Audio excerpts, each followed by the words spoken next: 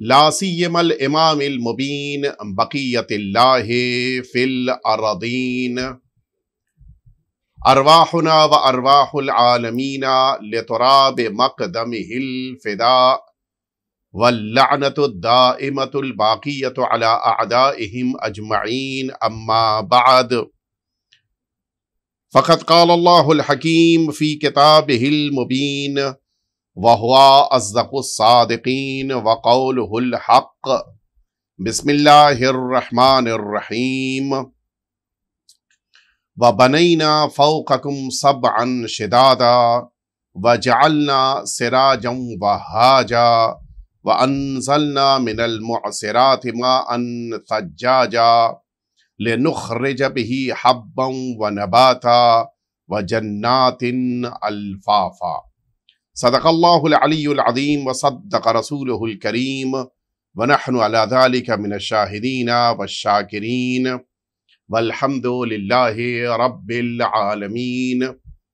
معزز اور محترم ناظرین اور سامعین ذوی الاحترام، آج کی اس تفسیر کو شروع کرنے سے پہلے آپ سبھی حضرات سے التماس ہے کہ ایک دفعہ سورہ حمد اور 3 دفعہ سورہ توحید کی تلاوت فرما کے مرحومہ و مغفورہ زبیدہ بائی بنت حسن علی بانو، مرحوم مغفور قاسم علی ابن مانجی سومجی، مرحوم مغفور سلیم بھائی ابن سلطان علی شیوجی، ان مرحومین کو، ان کے خاندان کے تمام مرحومین کو، اور جملہ مؤمنین اور مؤمنات جو اس دنیا سے اڑ گئے ان سبھی کو ایصال فرما دے۔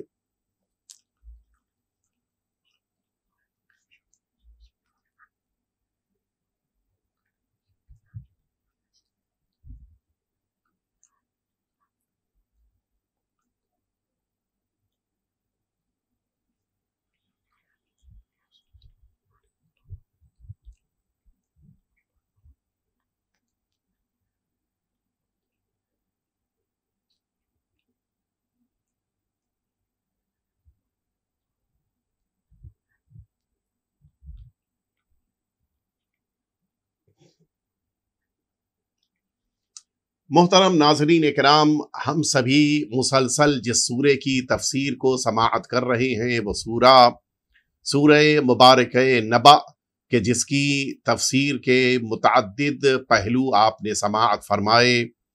اسی آیے شریفہ میں کہ جسے کل میں نے آپ کی خدمت میں عرض کیا، اللہ رب العزت نے رات کو آرام کرنے کے لیے قرار دیا اور صبح اور دوپہر کو انسانی زندگی کی معیشت، انسانی رزق و روزی کے لیے تلاش کرنے کے لیے قرار دیا، اور اسی لیے انسانوں کو دوپہر میں صبح میں اپنے رزق کو تلاش کرنے کے لیے نکل پڑنا چاہیے۔ اس کے بعد اللہ رب العزت نے انسانوں کو ایک اور اہم پیغام دیا اور یہ متوجہ کرایا کہ اللہ رب العزت نے انسانوں کو ایک اور نعمت عطا کی ہے کہ جس نعمت کا احساس ہمیں نہیں ہوتا، اور اس نعمت کو اگر آپ غور کریں تو ہمارے پاس اللہ رب العزت کی متعدد نعمتوں میں سے ایک عظیم نعمت ہے یہ، لیکن اس نعمت کا ذکر کرنے سے پہلے اللہ نے وہ نعمت ہے کہاں پر اسے بھی بیان کر دیا۔ قرآن مجید نے اس موقع کو واضح کرنے کے لیے کہ یہ نعمت پروردگار کیا ہے، اس نعمت سے پہلے ایک جملہ، ایک آیت استعمال کی۔ قرآن مجید کہتا ہے کہ وَبَنَيْنَا فَوْقَكُمْ سَبْعًا شِدَادًا، ہم نے تم سب کے لیے یہ 7 آسمان قرار دیے۔ یہ اس اصل نعمت سے پہلے اللہ نے اس نعمت کا ذکر کیا تاکہ ذہن انسانی متوجہ ہو جائے کہ اللہ کی نعمتوں میں سے ایک نعمت یہ آسمان پر موجود، خود آسمان ہے، آسمان پر موجود نہیں ہے، یہ خود آسمان اللہ کی نعمتوں میں شامل ہے۔ یہ وہ آسمان کہ جو انسان کے اوپر قرار دیا گیا، اور یہ انسانوں کے اوپر قرار دیا گیا یہ آسمان، یہ پہلا آسمان ہے۔ وَزَيَّنَّا السَّمَاءَ الدُّنْيَا بِمَصَابِيحَ، قرآن مجید کہہ رہا ہے یہ جو اللہ رب العزت نے زمین پر ایک آسمان رکھا ہے یہ پہلا آسمان ہے۔ اس کے جیسے اللہ نے 6 اور آسمان رکھے ہیں کہ جو مجموعی طور پہ 7 آسمان ہوتے ہیں۔ آج تک کوئی انسان اس بلندی تک نہیں پہنچ پایا۔ یہ 7 آسمان ایک عام انسان کے لیے کراس کرنا ناممکنات میں سے ہے۔ آج کا انسان تو اس پہلے آسمان تک نہیں پہنچ پایا۔ فضاؤں کی بلندیوں میں جانے کے باوجود عظیم ترین بلندی پر موجود انسان بھی یہ محسوس کرتا ہے کہ ابھی آسمان بہت اونچائی پر ہے۔ یہ آسمان اللہ نے اس کائنات میں قرار دیے ہیں، یہ 7 عدد قرآن مجید کہہ رہا ہے کہ 7 یہ 7 قرآن مجید کے نگاہ میں آسمان ہیں کہ جنہیں اللہ نے قرار دیا ہے، اور انسانوں کو اس سے متعلق غور کرنا چاہیے کہ کیا واقعی طور کے اوپر ہم اللہ رب العزت کی نعمتوں کو اس کی بارگاہ میں احساس کرتے ہوئے شکر بجا لا سکتے ہیں۔ قرآن مجید اس سلسلے میں کہ یہ اللہ کی طرف سے 7 آسمان قرار دیے گئے، یہ بڑی اہمیت رکھتا ہے تاکہ انسان متوجہ ہو جائے کہ یہ آسمان جو انسانوں کے لیے اللہ نے قرار دیے ہیں وہ بہت ہی عظیم ہیں۔ البتہ ہمارے مفسرین نے یہ 7 کے بارے میں ایک احتمال دیا ہے کہ 7 کثرت کے معنی میں ہے، یعنی کئی آسمان، لیکن یہاں پر لفظ 7 استعمال ہوا ہے، اور اسی لیے اللہ رب العزت کی طرف سے یہ 7 قرار دیے جانے والے آسمان کا تصور اکثر ہمارے مفسرین نے قبول کرتے ہوئے یہ بات کہی کہ 7 ہی آسمان ہیں، اور اسی لیے رب السماوات السبع یہ دعاؤں میں بھی وارد ہوا ہے، 7 آسمانوں کا پروردگار۔ یہ اللہ کی قدرت کی نشانی ہے۔ اللہ رب العزت نے جو آسمان بنائے ہیں، ان آسمانوں کا خالق، ان آسمانوں کا پروردگار، ان آسمانوں کا مالک اللہ رب العزت۔ یہ بڑا اہم مرحلہ ہے، انسان کو اس چیز کو محسوس کرنا چاہیے، اور اسی لیے بعض افراد کی نگاہ میں یہ 7 کا جو تصور ہے وہ اس بنا پر ہے کہ 7 پردے اللہ رب العزت نے قرار دیے ہیں، اور ان 7 پردوں کی بنا پر زمین بہت ساری مصیبتوں سے، مشکلات سے محفوظ رہتی ہے۔ لیکن حقیقت یہ ہے کہ یہ 7 کو پار کرنا ایک عام انسان کے بس کی بات نہیں ہے۔ اللہ رب العزت نے اپنے انبیاء کرام میں بھی خاص نبیوں کو یہ رتبہ اور درجہ دیا ہے کہ جن میں سید الانبیاء خاتم النبیین حضرت محمد مصطفیٰ صلی اللہ علیہ وآلہ وسلم، آپ کو یہ عظمت اللہ رب العزت نے عطا فرمائی کہ آپ جس موقع کے اوپر معراج پر تشریف لے گئے، ان 7 آسمانوں کو آپ نے پار کیا ہے۔ یہ بلندی ہے، یہ عظمت ہے، اور اسی سے آپ محسوس کریں کہ اللہ جب اپنے حبیب کو اپنی بارگاہ میں بلانا چاہ رہا ہے تو کس عظمت سے اللہ نے اپنے حبیب کو بلایا ہے۔ اور اسی لیے اللہ رب العزت نے اس کے فوراً بعد ان 7 آسمانوں کے تذکرے کے ساتھ فوراً جس عظیم نعمت کا تذکرہ کیا کہ جو واقعاً اس کائنات کی عظیم ترین نعمت ہے، لیکن وہی جیسا میں نے اس دن عرض کیا تھا کہ صبح و شام جو نعمت ہمارے پاس آتی ہے وہ یوز ٹو ہو جاتی ہے، اور پھر اس نعمت کا احساس ختم ہو جاتا ہے۔ وہ کون سی نعمت ہے جو اللہ رب العزت نے پھر فوراً بیان فرمایا؟ قرآن مجید کہہ رہے کہ وَجَعَلْنَا سِرَاجًا وَهَّاجًا، ہم نے تمہارے لیے یہ چمکتا ہوا روشنی پھیلانے والا چراغ سورج کی شکل میں قرار دیا ہے۔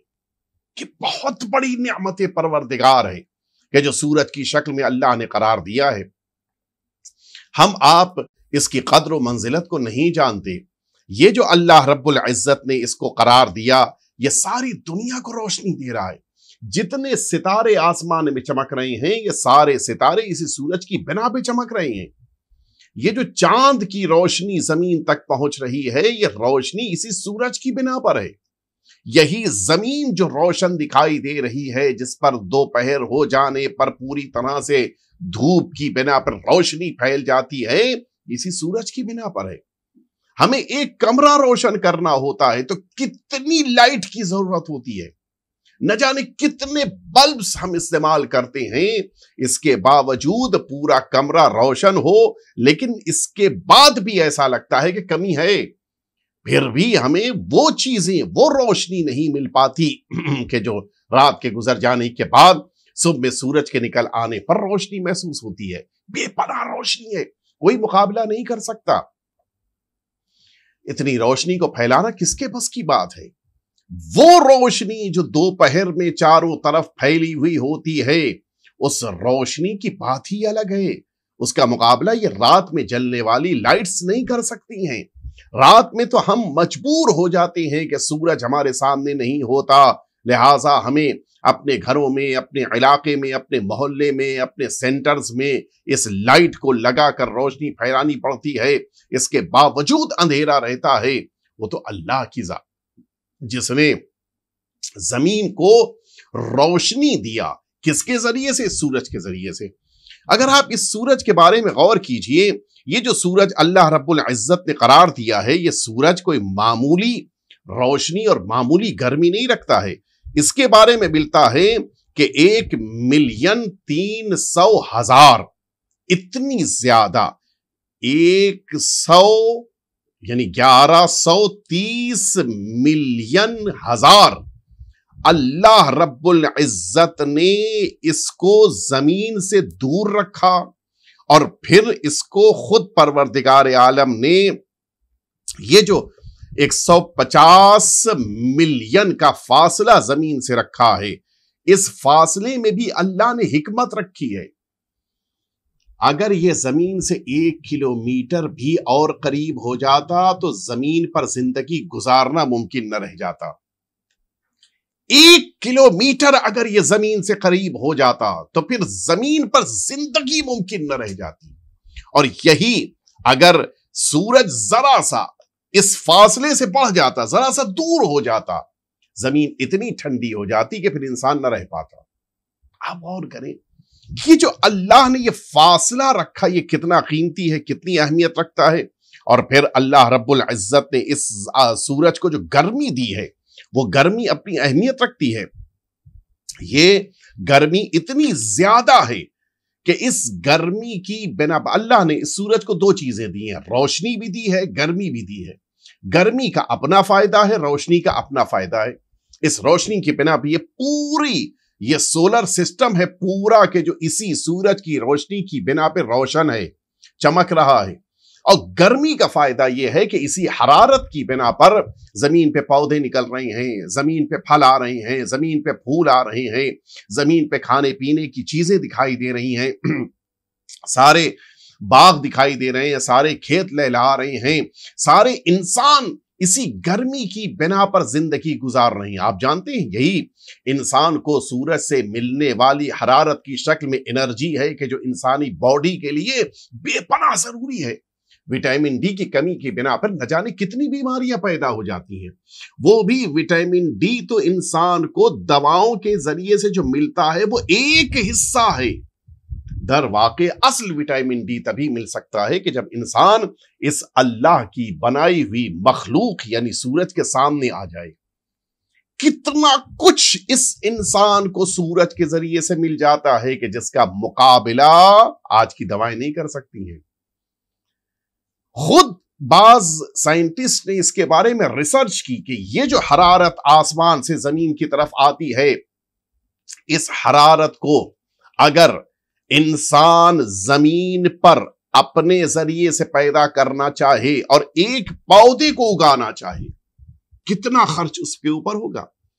کتنا لاکھ خرچ ہو جائے گا اگر ایک پودے کو زمین سے اوپر کی طرف لے کر آنا ہو سورج کی روشنی کے بغیر۔ اور پھر نتیجہ یہ ہوتا ہے کہ جب سورج کی روشنی کے بغیر اس کو ایک انسان زندگی دیتا ہے تو پھر نتیجہ یہ ہوتا ہے کہ لاکھوں کا خرچہ ہو جاتا ہے یہ ایک پودے میں۔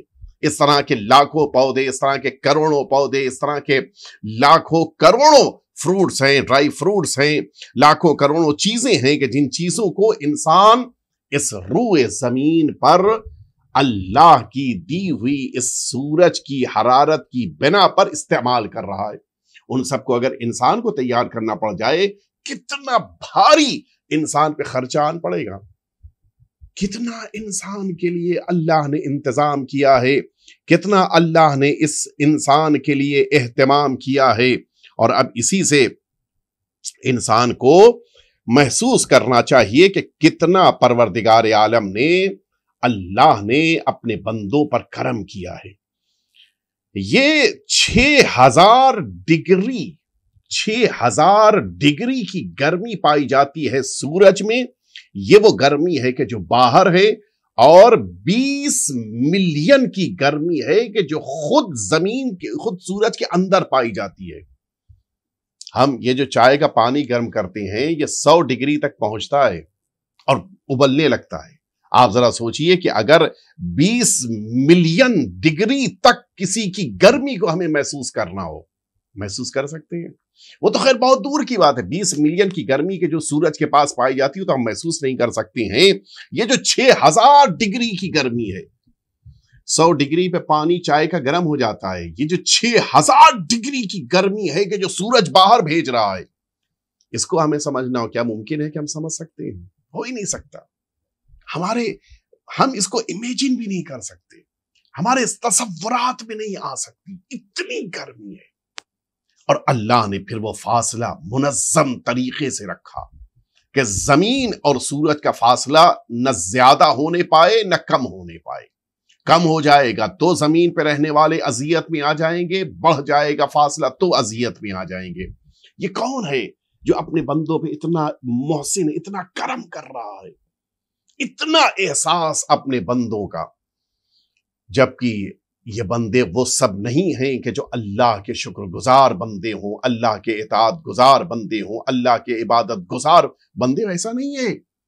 اللہ کا انکار کرنے والے بھی اس روئے زمین پہ موجود ہیں، اللہ کے لیے شکر گزار نہیں بننے والے بندے بھی اس روئے زمین پہ موجود ہیں، ان ساری نعمتوں کو اپنی طرف نسبت دینے والے بھی موجود ہیں۔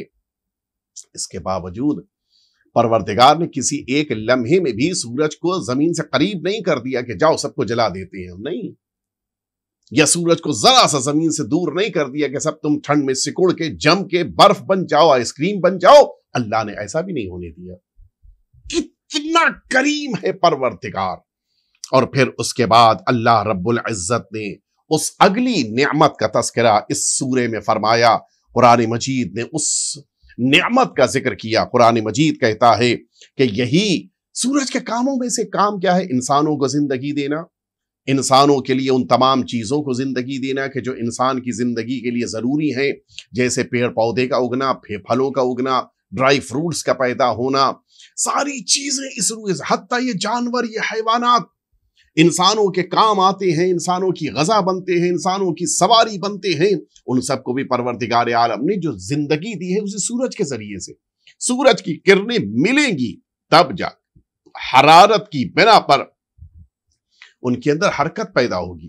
لیکن ایک اور اللہ کی طرف سے انتظام ہے اس سورج کے لیے، اس سورج کے ذریعے سے وہ انتظام یہ ہے کہ سورج کا کام یہ ہے کہ اپنی گرمی کے ذریعے سے انہی سمندروں میں پائے جانے والے پانی کو بھاپ بنائے، اور وہ بھاپ آسمانوں میں جائے، اور آسمانوں میں جانے کے بعد یہ بادلوں کا حصہ بنے، اور پھر یہی بادل اس پانی کو اپنے پاس سے زمین کو دوبارہ واپس بھیجے۔ یہ وہ پیوریفیکیشن ہے کہ جس کا دنیا میں کوئی جواب نہیں ہے۔ ہم شہر ممبئی میں رہتے ہیں، شہر ممبئی میں ہم سبھی جا کر سمندر کے پانی کو چکھ کے دیکھ لیں، یہ نمکین ہے، سالٹی ہے۔ اس پانی کو ہم سب نہیں استعمال کر سکتے، نہیں اپنی زبان کو ہم اس کے اوپر رکھ سکتے۔ زبان پہ اس سالٹی کو ذرہ برابر بھی اگر رکھیں گے تو ہماری زبان جلتی ہوئی محسوس ہوگی۔ لیکن یہی پانی آسمانوں میں جائے گا، بادل کے پاس جانے کے بعد جب دوبارہ زمین کے پاس آئے گا تو یہی پانی پینے کے لائق ہو جائے گا۔ اس سے بہتر کوئی پیوریفائی نہیں کر سکتا۔ سب سے زیادہ بہترین پانی اگر کوئی ہے تو وہ آسمان سے بارش کے موقع پہ گرنے والا پانی ہے۔ ہم بامبے والے تو اس کو بڑی بخوبی محسوس کرتے ہیں کہ جس سال بارش کم ہو جاتی ہے، مارچ اپریل میں لوگوں کے لیے پانی کی سپلائی گھٹ جاتی ہے، اور جس سال بارش اچھی طرح سے ہو رہی ہوتی ہے اس زمانے میں اپریل کے مہینے میں ہم کو پانی اچھے سے ملتا ہے، مئی میں اچھے سے پانی ملتا ہے۔ کیوں؟ اس لیے کہ بارش اچھی ہوئی ہے۔ بارش کم ہوتی ہے تو سپلائی کم ہو جاتی ہے، بارش اچھی ہوتی ہے تو لوگوں کے گھروں میں واٹر سپلائی ٹھیک ہوتی ہے۔ اس کے معنی ہے یہ جو پانی ہمارے گھروں میں آ رہا ہے سمندر کا پانی نہیں ہے، یہ وہ پانی ہے کہ جو آسمان سے بارش کی شکل میں آتا ہے اور پھر انسان اسے استعمال کرتا ہے۔ یہ سورج کی طرف سے انتظام ہے زمین پر رہنے والوں کے لیے، سورج کی گرمی نہ ملے، یہ پانی زمین سے یعنی سمندروں سے آسمان کی طرف نہیں جائے گا اور بارش سے نہیں نازل ہوگا، نتیجے میں ہم کو پانی نہیں ملے گا۔ قرآن مجید کہہ رہا ہے کہ وَأَنزَلْنَا مِنَ الْمُعْصِرَاتِ مَاءً فَجَّاجًا، یہی آسمان سے بادلوں کے ذریعے سے ہم نے اس پانی کو زمین تک پہنچایا ہے۔ یہ اللہ کی نعمتوں میں سے ایک نعمت ہے۔ ہم کو اگر پانی بارش سے نہ ملتا تو ہم پانی نہیں پی سکتے تھے۔ بہت سارے اوقات زمین کھودی جاتی ہے، زمین کو میں گڈھا کیا جاتا ہے، پانی نکلتا ہے، کھارا ہے، نہیں پیا جا سکتا۔ خاص طور سے وہ علاقے جو ریگستانی علاقے ہیں اس میں زمین سے نکلنے والا پانی ہوتا تو ہے لیکن وہ پانی پینے کے لائق نہیں رہ جاتا، کھانا نہیں بن سکتا، نہیں استعمال کیا جا سکتا۔ لہٰذا یہ پانی جو بارش کے ذریعے سے آ رہا ہے بہترین نعمت پروردگار ہے۔ اور پھر قرآن مجید نے اسی پانی کے ذریعے سے اب جو انسانوں کو نعمتیں ملی ان تینوں نعمتوں کا ذکر کر دیا۔ لِنُخْرِجَ بِهِ حَبًّا، پہلی نعمت، ہم نے اسی پانی کے ذریعے سے پھر زمین سے دانوں کو نکالا۔ یہ آپ جانتے جتنی دالیں ہمارے پاس ہیں دانے کی شکل میں، دانے جتنے بھی ہیں، دالیں ساری دانہ ہیں، چاول سارا دانہ ہے، گیہوں سارا دانہ ہے کہ نتیجے میں پھر وہ آٹا بنتا ہے، روٹی بنتی ہے۔ جتنے بھی دانے ہیں وہ سب زمین سے تبھی نکلتے ہیں کہ جب آسمان سے بارش ہوتی ہے، ورنہ ان کو اگر پانی نہ ملے تو کوئی ایک بھی دانہ نہیں نکلنے والا۔ لِنُخْرِجَ بِهِ حَبًّا، اور اس کے بعد وَالنَّبَاتَ، قرآن مجید کہہ رہا ہے کہ ہم نے زمین سے پھر اسی بارش کے پانی کے ذریعے سے ان پودوں کو نکالا، سبزیوں کو نکالا، یہ پودے نکلے، یہ درخت نکلے، یہ سب وہ ہیں کہ جو انسانی غذا بنتے ہیں، انسان کو کھانا ملتا ہے، ورنہ انسان اس دنیا میں بھوکا پیاسا رہ جاتا، اس کو کچھ نہیں ملنے والا تھا۔ یہ دوسری نعمت وَجَنَّاتٍ الْفَافًا، اور قرآن مجید کہہ رہا ہے کہ اسی بارش کے پانی سے اللہ رب العزت نے انسانوں کو ایک اور نعمت دی، اور وہ نعمت یہ ہے کہ اللہ رب العزت نے انسانوں کو کیا دیا؟ یہ درختوں پر نکلنے والے، باغوں میں ملنے والے پھل ہیں کہ جو انسانوں کے لیے قرار دیے۔ یعنی یہ تینوں چیزیں، درختوں پر پھل بھی اللہ نے پانی کے ذریعے سے انسانوں کو مہیا کیا، زمین سے اللہ رب العزت نے دانوں کو بھی دیا، اور زمین سے سویا، ساگ، وہ تمام چیزیں جو سبزی جات شمار ہوتی ہیں انہیں بھی اللہ رب العزت نے انسانوں کے حوالے کیا۔ یہ انسان اس نعمت پروردگار کو کیسے محسوس کر پائے گا؟ کتنی عظیم نعمت ہے جو اللہ رب العزت نے اسی پانی کے ذریعے سے انسان کو عطا کیا۔ لہٰذا قرآن مجید نے اس کے بارے میں انسانوں سے سوال بھی پوچھا کہ کیا تم یہ سوچتے ہو کہ یہ پانی وَأَنزَلْنَا مِنَ السَّمَاءِ مَاءً طَهُورًا، قرآن مجید کہہ رہا ہے کہ ہم نے آسمان سے پانی کو بھیجا جو پانی طاہر ہے، فَأَخْرَجَ بِهِ مِنَ الثَّمَرَاتِ رِزْقًا لَكُمْ، اور اس کے ذریعے سے پھر وہ چیزیں جو تمہارے لیے رزق بن گئیں، تم کھا سکے، تم پی سکے، تم اس کے ذریعے سے زندگی گزار سکے۔ اور پھر اس کے بعد قرآن مجید نے یہ بھی پوچھ لیا کہ امن خلق السماوات والارض وانزل لكم من السماء ماء، کیا جس نے آسمانوں و زمین کو پیدا کیا اسی نے تمہارے لیے اس پانی کو نازل نہیں کیا؟ تم نے پیدا کیا یا ہم نے اس کو نازل کیا؟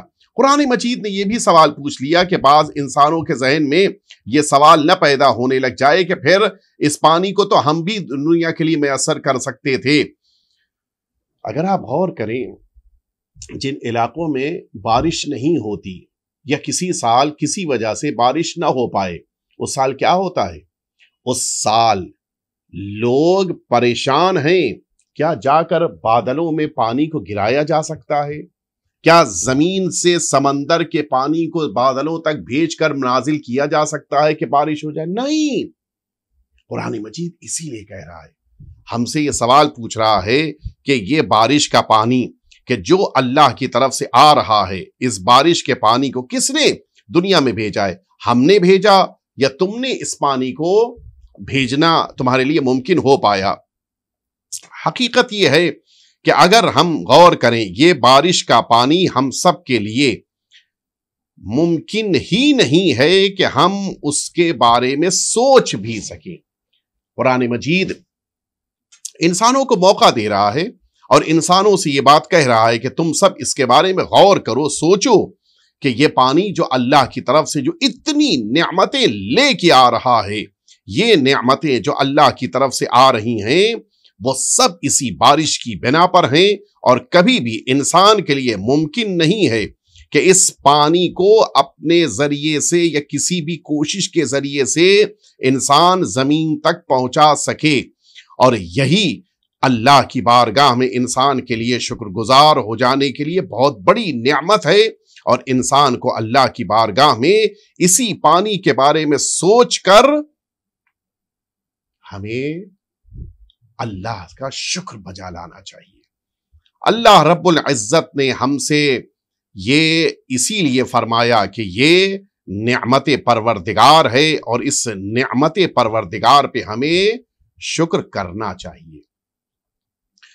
قرآن مجید ہمیں اس بات کی طرف متوجہ کرا رہا ہے کہ یہ پانی تم سب تک آیا ہے، اور یہ اللہ کی طرف سے ایک عظیم نعمت ہے۔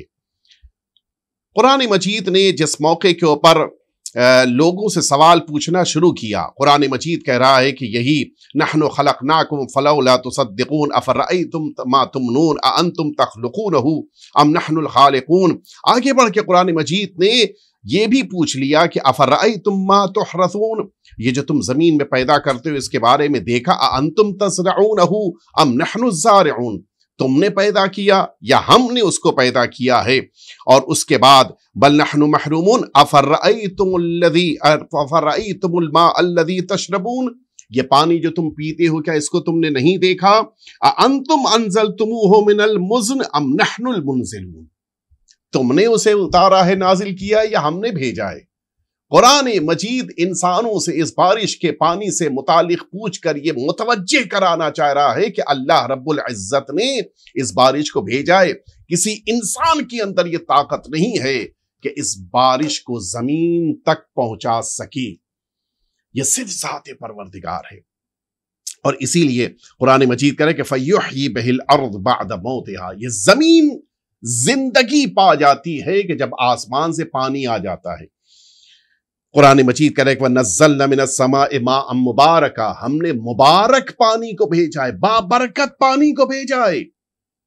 یہی ایک قطرہ ہے کہ جو زمین تک پہنچ جاتا ہے تو دانے پودا بن کے نکل آتے ہیں، یہی ایک قطرہ سیب کے منہ میں چلا جاتا ہے تو قیمتی موتی بن جاتا ہے، یہی ایک قطرہ ہے کہ جو انسان کے حلق تک پہنچ جاتا ہے، انسان کو نئی زندگی عطا کر دیتا ہے۔ عجیب ہے۔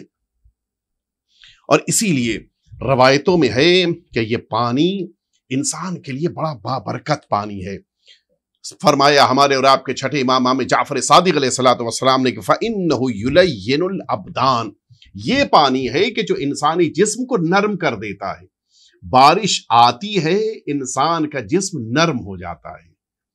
فرمایا وَيَجْلُو كَدِرَ الْهَوَا، یہ پانی فضاؤں میں جو خرابیاں پیدا ہو گئیں، جو جراثیم پیدا ہو گئے، جو میکروبس پیدا ہو گئے، جو برائیاں پیدا ہو گئی تھیں ہوا میں، ان سب کو پاک صاف کر دیتی۔ اسی لیے آپ نے دیکھا ہوگا بارش کے بعد ہر طرف صاف صفائی دکھائی دیتی ہے۔ یہ نیچرل طریقے سے پروردگار عالم نے زمین کو دھونے کا انتظام کیا ہے۔ فَيَرْتَفِعُ الْوَبَاءُ الْحَادِثُ مِنْ ذَلِكَ، نتیجے میں فضاؤں میں پھیلی ہوئی وبا، جو مشکلات، جو بیماریاں، جو خرابیاں تھیں، وہ اس ایک بارش کے پانی کی بنا پر خود بخود دور ہو جاتی ہیں۔ لہٰذا انسان نے نہیں محسوس کیا کہ اس عظیم نعمت کو اپنے لیے کتنی عظیم طور پہ قرار دے۔ فرمایا وَنَزَّلْنَا مِنَ السَّمَاءِ مَاءً مُبَارَكًا، چونکہ یہ بابرکت پانی ہے، اسی لیے فرمایا کہ وَهُوَ الَّذِي يَنزِلُ الْغَيْثَ مِن بَعْدِ مَا قَنَطُوا وَيَنشُرُ الرَّحْمَةَ کہ اللہ رب العزت نے آسمان سے وَيَنشُرُ الرَّحْمَةَ آسمان سے بارش کے پانی کو بھیجا تاکہ ہر طرف رحمت پروردگار پھیل جائے۔ بارش زمین پر اللہ کی رحمت کو پہنچانے کا ذریعہ ہے۔ اور پھر میں اس حدیث شریف کو بھی آپ کی خدمت میں پیش کروں کہ جو اللہ رب العزت نے فرمایا، اللہ رب العزت کی بارگاہ سے آنے والے نمائندوں نے فرمایا کہ اللہ اپنے بندوں کی دعاؤں کو قبول کرتا ہے جس موقع کے اوپر آسمان سے بارش نازل ہو رہی ہو۔ حضور ختمی مرتبت حضرت محمد مصطفیٰ صلی اللہ علیہ وآلہ وسلم کا ارشاد گرامی قدر ہے، آپ نے ارشاد فرمایا کہ ثنتان لا تردان، دو ایسے موقع ہیں کہ جس موقع پر کی جانے والی دعا کو اللہ کبھی رد نہیں کرتا۔ دو موقع کون سے؟ فرمایا الدعاء عند النداء، اذان کے موقع پہ انسان کا اللہ سے دعا کرنا بڑا اہم موقع ہوتا ہے۔ دنیا میں جس موقع کے اوپر اللہ رب العزت کی بارگاہ میں اذان دی جا رہی ہو، ایسے موقع پر انسان کو اللہ سے لو لگانی چاہیے، اللہ سے دعا کرنی چاہیے۔ رب العزت دعا کو اس موقع پہ رد نہیں ہونے دیتا۔ دوسرا موقع وہ تحت المطر، جس موقع کے اوپر بارش ہو رہی ہو، اپنے ہاتھوں کو اٹھا کے اللہ رب العزت کی بارگاہ میں دعا کرنا چاہیے۔ یہ دعا کا موقع ہوتا ہے اور اس موقع پہ ہم سب کو دعا کرنا چاہیے۔ اللہ اس موقع پر کی جانے والی دعاؤں کو کبھی رد نہیں ہونے دیتا۔ اور اسی لیے اگر آپ غور کریں، یہ پانی انسان کے لیے جو رحمت پروردگار بن کے آتا ہے، اس پانی کو اللہ رب العزت نے فرمایا کہ وَجَعَلْنَا مِنَ الْمَاءِ كُلَّ شَيْءٍ حَيٍّ، تمام چیزوں کی زندگی اسی پانی کو قرار دیا ہے۔ زندگی چاہیے ہے پانی کے پاس آؤ، اور اسی لیے دنیا کے نیک ترین کاموں میں سے ایک کام یہی پانی کا پلانا اور پانی کا انتظام کر دینا ہے۔ انسان اسی پانی کا جب انتظام کرتا ہے دوسروں کے لیے تو اللہ رب العزت اس کے اس عمل کو پسند کرتا ہے۔ فرمایا ہمارے اور آپ کے چھٹے امام جعفر صادق علیہ السلام نے کہ ستۃ یلحقن المؤمن بعد موتہ، جب انسان دنیا سے اٹھ جاتا ہے تو اس مرد مومن کے 6 کام ہیں کہ جو اس کے دنیا سے چلے جانے کے بعد بھی اس کے کام آتی۔ یہی ان میں سے ایک کام پانی کے ذریعے سے خدمت کرنا۔ ولد یستغفر اللہ، پہلا کام وہ اولاد چھوڑ کر دنیا میں جائے کہ جس اولاد نے اس کے لیے استغفار کے وسائل فراہم کر دیے، قرآن پڑھ رہا ہے، مجلسیں کرا رہا ہے، اس کے لیے نمازیں پڑھ رہا ہے، اس کے لیے روزے رکھوا رہا ہے، سارے نیک کام کر رہا ہے۔ اگر یہ اولاد یہ دنیا سے چلے جانے والے مومن کے کام آتا ہے، فرمایا وَمُصْحَفٌ يُخَلِّفُهُ، وہ قرآن مجید کے جس کو زندگی پر پڑھتا رہا چھوڑ کر گیا ہے، وہ قرآن مجید اس روئے زمین پر اس قبر میں آرام کرنے والے مومن کے لیے فائدہ بخش بن جاتا ہے۔ تیسری چیز فرمایا کہ انسان کے لیے وہ ماء یجری ہے، وہ پانی کے جس کا اس نے انتظام کر دیا۔ یہ پانی سبیل کی شکل میں، کنویں کی شکل میں، نہر کی شکل میں، واٹر سپلائی کی کسی بھی شکل میں انسان نے اگر انتظام کر دیا، دنیا سے جانے کے بعد یہ اس کے کام آتا ہے۔ اور پھر اس کے بعد فرمایا شجر یغرسہ، وہ درخت کے جو اس نے زمین پر لگا دیا، جب تک وہ درخت زمین پہ رہے گا قبر میں سونے والے کو اس کا فائدہ ملتا رہے گا۔ اس کے بعد فرمایا وَسُنَّةٌ يُؤْخَذُ بِهَا، ایک اچھا کام شروع کیا، لوگوں کے درمیان وہ کام رواج پیدا کر گیا، وہ دنیا سے ہو سکتا ہے چلا جائے، لیکن اس کے اس عمل کی بنا پہ جب تک وہ جاری رہے گا اس کو ثواب ملتا رہے گا۔ وَقَلِيبٌ يَحْفُرُهُ، اور اگر کسی جگہ کے اوپر انسان نے کنواں کھود دیا، یہ انسان کے لیے کنواں کھود دینا، جب تک اس کا پانی استعمال کیا جاتا رہے گا اس دنیا سے جانے والے کو فائدہ ملے گا۔ یہ ہے اللہ کی طرف سے آنے والے اس پانی کے ذریعے سے انسانوں کو ملنے والا ثواب۔ اسی لیے ہمیں اس کے لیے کوشش کرنی چاہیے، اور اللہ رب العزت ہم سبھی کو اس کے لیے توفیق بھی دے، اور ہم اللہ سے دعا کرتے ہیں کہ پروردگار عالم ہم سبھی کو इस कुरान मजीद की आय शरीफा पे अमल पैरा होते हुए जिंदगी में नेक अमल अंजाम देने और लोगों के लिए पानी का इंतजाम करते हुए अल्लाह की इबादत और बंदगी करने का जज्बा और सलीका इनायत फरमाए। सबसे अजीम दुआ अल्लाह रब्बुल इज्जत की बारगाह में कि परवरदिगार, तुझे अहले बैत अतार का वास्ता, कुरान मजीद का वास्ता, रिसालत माप का वास्ता, हम सब के आका और मौला के ज़ुहूर पुरनूर में ताजील फरमा। वसल्लल्लाहु अला सय्यिदिना मुहम्मद व आलिहि तय्यबीन ताहिरीन। अब आज के सवाल का मौका है। आइए चलिए हम सब एक सवाल आपकी खिदमत में अर्ज करेंगे, जिस सवाल का सही जवाब सबसे पहले देने वाले मर्द मोमिन या मोमिना को इस अली टीवी की तरफ से नफीस और प्यारा इनाम भेजा जाएगा। आज का सवाल आप नोट कर लीजिए और अपने मोबाइल को रेडी कर लीजिए ताकि फौरन आप जवाब भेज सकें। वो 6 काम के जिनके लिए हमारे आका और मौला इमाम सादिक अलैहिस्सलाम ने फरमाया कि इंसान के दुनिया से चले जाने के बाद भी उसे फायदा पहुंचाते हैं, वो 6 काम कौन से हैं? आप जितनी जल्दी हो इसको लिखकर अली टीवी के नंबर के ऊपर भेज दीजिए, इंशाअल्लाह आपको इनाम भेजा जाएगा। वसल्लल्लाहु अला सय्यिदिना मुहम्मद व आलिहि तय्यबीन ताहिरीन।